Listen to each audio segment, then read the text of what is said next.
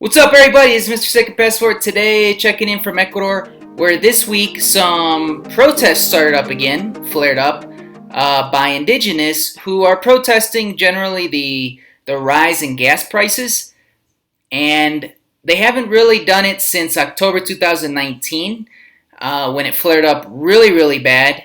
You couldn't get anywhere at all in Ecuador by land for about 10 days. It was pretty crazy.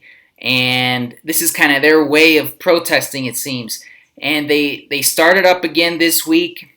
It wasn't too bad right in the Quito area, but on the outskirts and like heading up to a place like Otavalo, I heard it was pretty bad. Now they seem to have taken a break or a ceasefire, if you will, until November 10th to kind of let people enjoy the holiday here, Day of the Dead, the first week in November. And then they're supposedly going to possibly restart up again.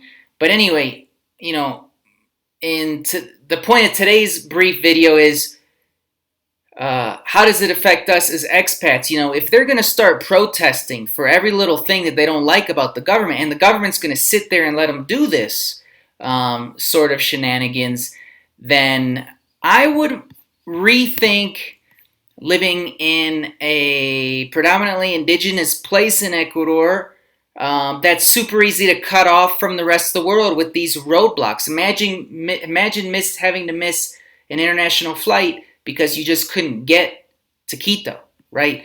Or to an international airport in Guayaquil or Cuenca, right? So for me, that I would cause for pause. I would rethink possibly moving to the Quito or Cotacachi area, which is an Ecuador hotspot here in Ecuador, because look at how easy it is to cut off from here, Quito. There's two ways up, and then they kind of join together, and there's one main road in Otavalo, and that's pretty much it. Super easy for people to cut off if they wanted to. And Cotacachi as well. There's basically one main way into Cotacachi, and it looks like there's basically two different ways into Cotacachi. Also, would be super easy to cut off if the indigenous wanted to, right? So, with scenes like this. So, I mean, how does this affect us expats? Probably would rethink living in the Otavalo, Cotacachi area if this type of thing persists.